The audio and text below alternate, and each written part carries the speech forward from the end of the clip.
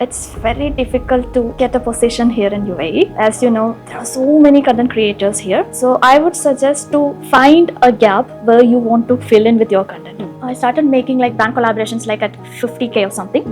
But Sanford approached me when I had 60, 70k followers, and they offered me a barter collaboration.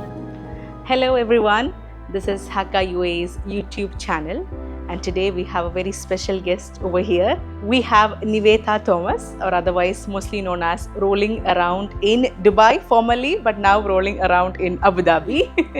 She's a lifestyle creator, content creator, isn't it? And she's very famous in that particular niche of hers. Let's welcome Nivetha. So you are here at HACA Academy, and we are all about creating digital marketers, right? And we always pushing our students to create videos, okay, all across their digital platforms so that we can create a live, breathing kind of portfolio. All right. So I would like to know a few information regarding that. First of all, I would like to know what, as an expat, made you reach to the position that you want to start content creation here in the UAE? It's very difficult to get a position here in UAE. As you know, there are so many content creators here. So I would suggest to find a gap where you want to fill in with your content. So I am comfortable in talking in English, but there are so many creators here who converse in English fluently. And there are so many contents here also. But I found a gap in Malayalam creators where, like, who create family content. So I found that gap and I started creating content based on that.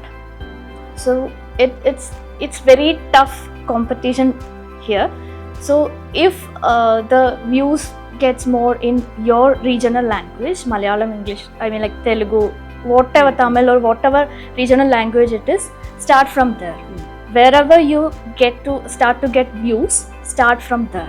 And once Instagram recognizes, or any social media, whatever platform it is, starts to recognize your content, or you start to get views, make more content on it, and then you can switch anytime. Switch to English where you will get more opportunities.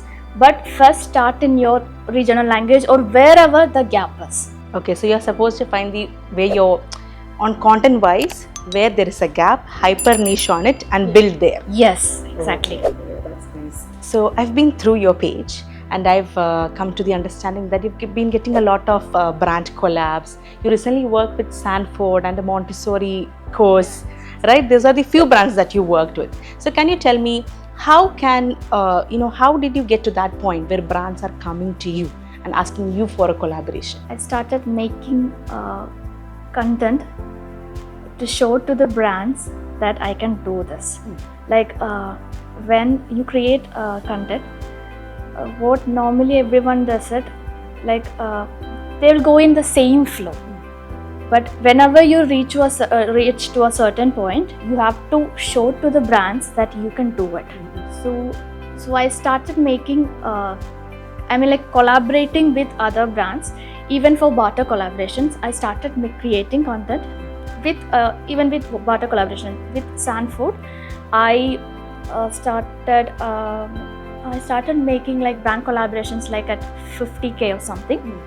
But Sanford approached me when I had 60, 70k followers, and they offered me a barter collaboration. And at that time, I didn't know what to do. So I said okay to it. And with that, I created it like a portfolio. I made a reel with Sanford. So when I created that particular reel with a brand, the other brands understood that I am capable of creating content that a brand requires. So you have to show to other brands that you're capable of doing it. If you keep on doing the things that your normal content, the brands will not understand that you're capable of doing things.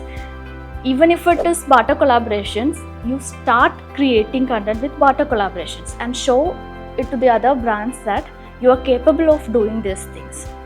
But if you're waiting for a brand to come forward with you with a paid collaboration in the beginning itself, that will not happen. The brands has to see that you are capable of doing these things. So first begin with whatever way it is possible, like even with barter collaborations, or even if start with some random brand, or just ask them if I can create content with you, and approach them and start creating, and then show them. And when creators initially begin with these barter collaborations, they are like, it's just barter collaborations, let it go, just the way it is. It should not be like that. You invest your maximum potential in even in barter collaborations, and show it to other brands that, see, I'm capable of doing this thing. That's when the other brands would approach you with these paid collaborations and all. So there is a lot of glitz and glamour. Like when we see as an outsider, we think that influencer marketing is so good, you're earning money so easily, because there is a lot of convo happening right now, isn't it? Oh, just be an influencer, you can earn like 3K, 5K, 8K by just a video. But someone who is working in this field right now, I do know that, how we approach influencers, and many a times brands can be a bit demanding, right? We need this way, we need that way. So how do you approach that kind of challenge, and how do you try to maintain your creativity along with what they demand? Once you're creative, just don't be adamant on it. So once I worked with a jewelry brand, we went for the shooting.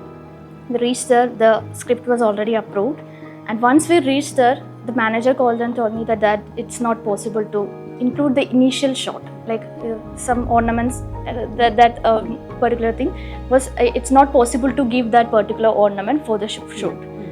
So I had to change the entire script at that moment in like 2-3 minutes. So you have to be flexible to, like, you are creative, you already know that you are creative, that's how you reach there. So you have to be flexible and be cool, be calm, and just change the thing. It will work. I mean, there are no fixed rules to do it. Just be flexible, be creative, think, and it's possible. Okay, so we have to remain cool and let our creativity flow. Yes. Exactly. Okay, right. So we can see, like you already mentioned, we have a huge boom of influencers here right now. Like we are having people who are literally, resigning their already good positioned work to go for influencer marketing. So in such a competitive market, what would you tell?